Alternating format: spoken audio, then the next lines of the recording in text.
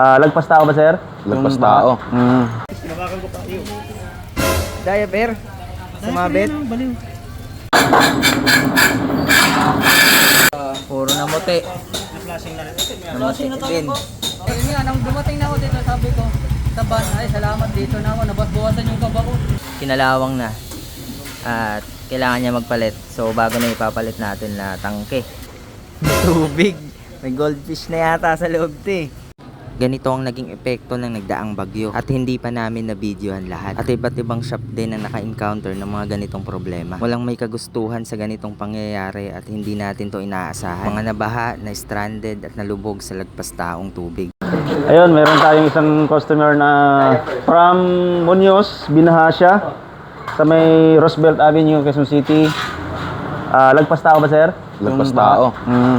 Maraming kailangan ayusin at kailangan nating i-detailing to. Makikita nyo dito sa tangke, battery, sana hindi na dead yung battery, at pati engine nito pinasok ng tubig kasi lagpas tao nga yung yung tubig.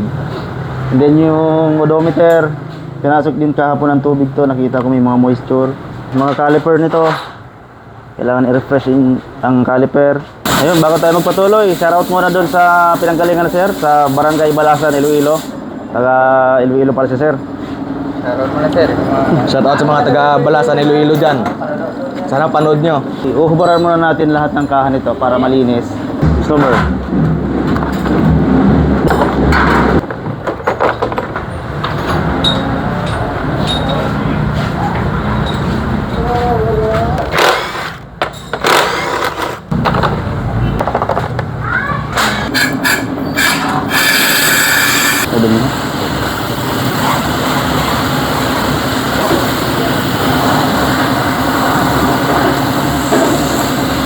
Init ah.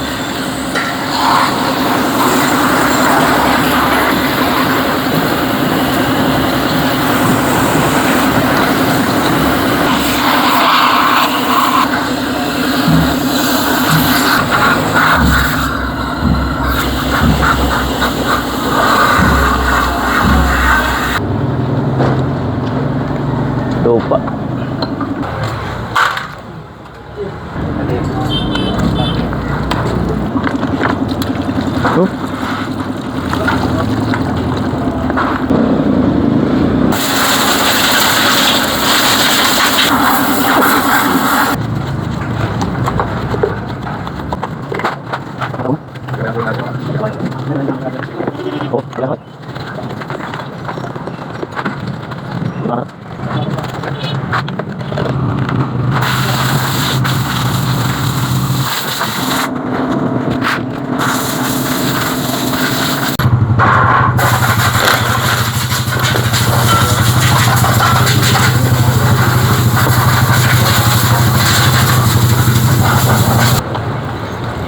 You know.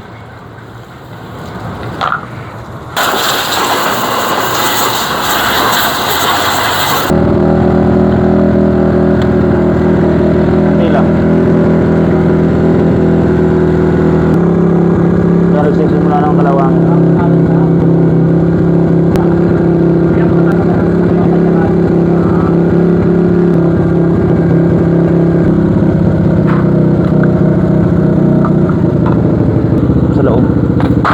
Umakyat na dito lang siguro yung tubig. Ayos naman. Walang dumi. Ang kinagandaan dito, hindi siya pinaandar nung nabaha.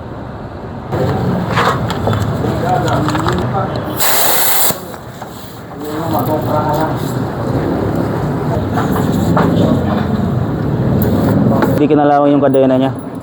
Pwede pa natin ibalik to.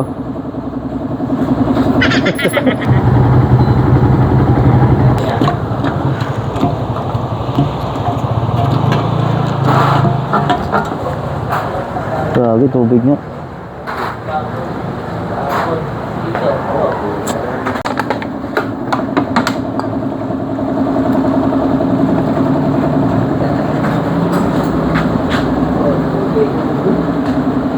Puro tubig.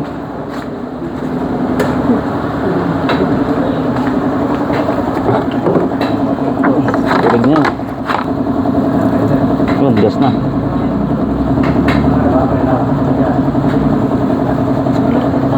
Gas na. Aboard na po. Ha? Kulay violet ah.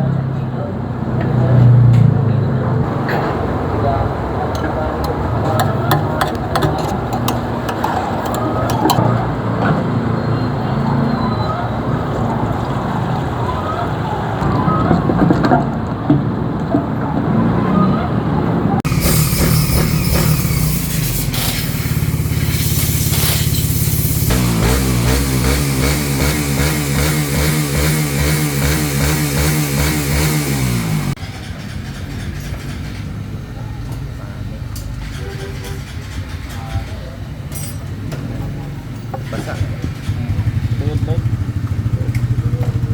Saan natin yung headlight, boss? Lilinisin ba?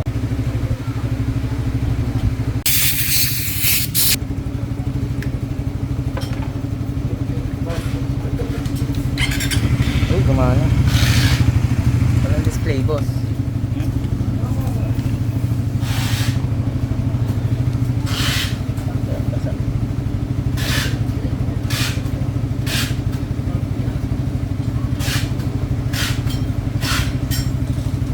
Tingnan ako headlights doon. Wala mabasa to? Puro moist na sa loob, oh. Uy.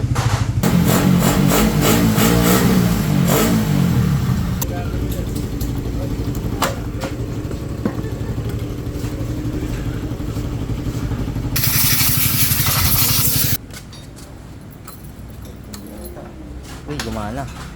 Yung headlight, yung ano. Kalma ka lang. Nakakabahan sa'yo si sir eh.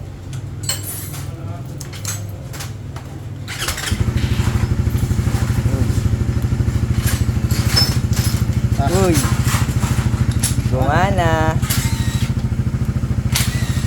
So yun guys, okay na tong motor ni sir. Hindi na natin ganong hinighlights lahat dahil napansin namin na hindi naman ganun katindi yung naging damage sa makina o as in wala naman talaga.